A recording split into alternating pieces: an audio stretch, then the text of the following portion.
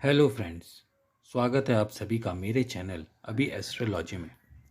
आज हम बात करेंगे यदि आपकी जन्म कुंडली में गुरु और शुक्र का संबंध बन रहा है, चाहे तो युति संबंध चाहे दृष्टि संबंध, तो ऐसे में आपको क्या फल प्रदान करेंगी ये युति या ये संबंध। तो देखिए, बृहस्पति जो हैं वो देवताओं के गुरु हैं और शुक्र जो हैं वो दैत्यों के गुरु हैं। ज्योतिष शास्त्र में यह प्रचलित है कि एक देवता के गुरु हैं, एक दैत्यों के गुरु हैं, तो दोनों में दुश्मनी है, वो एक दूसरे के दुश्मन हैं। लेकिन बृहस्पति शुक्र में कई असमानताएं होने के बाद भी कई समानताएं भी देखने को मिलती हैं। बृहस्पति पुरुष ग्रह है तो शुक्र स्त्री ग्रह है, लेकिन बृहस्पति भगवान विष्णु का स्वरूप है तो शुक्र माँ लक्ष्मी का स्वरूप। इसलिए अगर हम दोनों में दुश्मनी भी देखें तो दोनों में सामंजस्य को भी देखते हैं। जिस भी व्यक्ति की कुंडली में बृहस्पति शुक्र का संबंध होता है, ऐसे व्यक्ति के अंदर गजब की चुंबकीय शक्ति होती है। विपरीत लिंग के व्यक्ति इन व्यक्तियों की ओर बहुत जल्दी आकर्षित हो जाते हैं। लोग इन जातकों के पीछे खुद ही खींचे चले आते हैं। बृहस्पति शुक्र की बलवान युति या दृष्टि संबंध हो, मैंने क्या बताया, युति हो या दृष्टि संबंध हो, तो बृहस्पति जो है वो शुक्र का मूल्य और अधिक बढ़ा देते हैं। शुक्र सांसारिक सुख सुविधा भोग विलास संसार का कारक है, तो बृहस्पति पारलौकिक और सांसारिक दोनों ही सुख देने में सक्षम होते हैं। तो यहाँ बृहस्पति क्या करते हैं, आपको आध्यात्म की तरफ ले जाते हुए आपको जगत भोगी भी बना देते हैं। ऐसे व्यक्ति में भौतिक इच्छाओं की कामना भी बहुत अधिक होती है और अब अध्यात्म से भी बहुत अधिक जुड़े रहते हैं। आजकल के बाबाओं की कुंडली में आप देख सकते हैं, जो कथा करते हैं, प्रवचन करते हैं, बहुत पैसा कमाते हैं, लग्जरी गाड़ियों में घूमते हैं, यानी आध्यात्म की तरफ भी हैं लेकिन लग्जरी गाड़ियों में भी घूमते हैं, बाउंसर साथ चलते हैं, महंगे वस्त्र आभूषण पहनते हैं, तो उनकी कुंडली में आपको यह योग अवश्य देखने को मिलेगा। यही योग आप अपने नाते रिश्तेदार परिवार दोस्त यार किसी की भी कुंडली में देख सकते हैं। अगर वो आध्यात्म के रास्ते पर चलते हुए भौतिक सुख सुविधा प्राप्त कर रहा है तो उसकी कुंडली में यह योग अवश्य होगा। बृहस्पति शुक्र के संबंध में शुक्र से अधिक बृहस्पति अधिक बड़ा होने से जातक संसार के भौतिक सुख प्राप्त करता है। यानी आपकी कुंडली में अगर बृहस्पति या शुक्र का संबंध बन रहा है तो बृहस्पति जितना बलवान होगा, शुक्र उतना अच्छा फल आपको देगा। आध्यात्मिकता की ओर भी आपका अधिक झुकाव रहेगा गुरु के कारण। इससे कभी कभी आपके मन में परेशानी भी आएगी। आप सोचने पे मजबूर होंगे कि एक तरफ तो मैं अध्यात्म के रास्ते पर चल रहा हूँ, दूसरी तरफ मैं सांसारिक भौतिक सुखों को भी भोग रहा हूँ, तो क्या मुझे सांसारिक मोह माया को त्यागना चाहिए और परलौकिक सुख सुविधा को प्राप्त करना चाहिए, या परलौकिक से ज़्यादा सांसारिक भौतिक सुविधाओं को।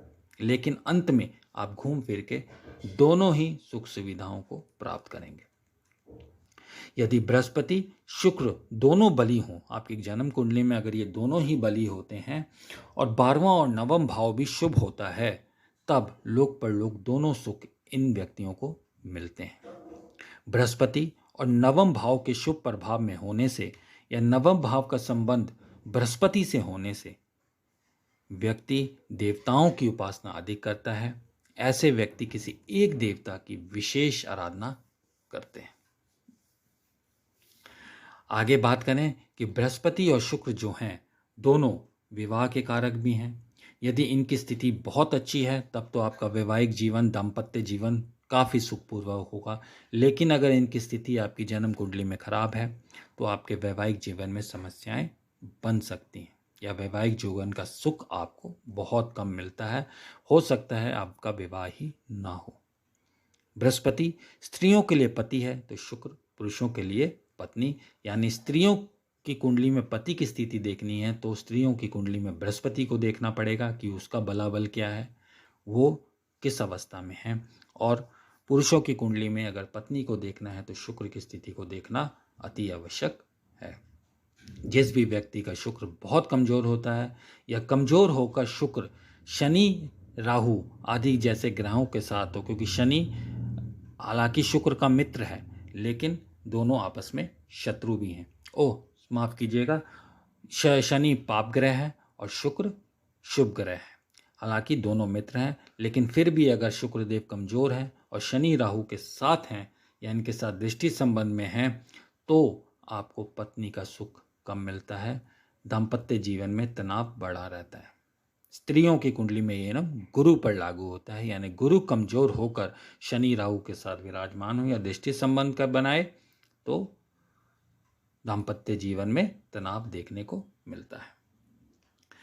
अब हथेली की बात करें तो बृहस्पति शुक्र का अगर केंद्र त्रिकोण का संबंध आपकी कुंडली में बन रहा है, तो आपकी हथेली में जो जीवन रेखा है वहां से जो लकीरें हैं वो ऊपर की तरफ आपको बृहस्पति पर्वत पर जाती हुई देखने को मिलेंगे।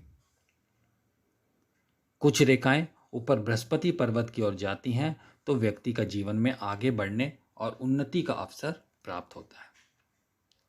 ठीक है, जैसे जैसे आपको उन्नति होगी वैसे वैसे आपको जीवन रेखा बृहस्पति पर्वत की ओर जाती दिखाई देगी। ऐसी स्थिति में ये बात आपको ध्यान देने योग्य है कि बृहस्पति शुक्र दोनों बली होंगे, विशेष रूप से शुक्र से अधिक बृहस्पति बली होगा, तभी ये रेखा आपको ऊपर की तरफ जाती हुई दिखाई देगी। यदि बृहस्पति शुक्र दोनों में से कोई भी कमजोर, अशुभ, पाप ग्रहों से पीड़ित, राशि अंशों में कमजोर या अन्य प्रकार से दूषित हो, तो ऐसी स्थिति में हाथ में आपकी जो जीवन रेखा है वो कभी भी बृहस्पति पर्वत की ऊपर की तरफ नहीं जाएगी। कभी कभी लगन या लग्नेश का संबंध बृहस्पति से होने पर भी ऐसी रेखाएं जीवन रेखा से ऊपर को निकलने लगती है। अब आप, क्योंकि आप कहेंगे मेरी कुंडली में तो बृहस्पति और शुक्र का केंद्र अधिपति संबंध नहीं बन रहा है, लेकिन फिर भी मेरी रेखाएं जो हैं ऊपर की तरफ जा रही हैं और मैं उन्नति के शिखर पे हूँ, मेरे को शुभ फल मिल रहे हैं। तो ऐसी स्थिति में आप देखें कि आपका लग्न या लग्नेश का संबंध बृहस्पति से अवश्य बन रहा होगा। तो ये संबंध बनने से भी व्यक्ति को शुभ उन्नति फल मिलते हैं। तो आज मैंने आप लोगों को गुरु और शुक्र का संबंध आपकी जन्म कुंडली में बताया, उसके प्रभाव को बताया। आशा करता हूँ आज का टॉपिक आपको पसंद आया होगा। मिलते हैं अगले वीडियो में किसी दूसरे टॉपिक के साथ। धन्यवाद।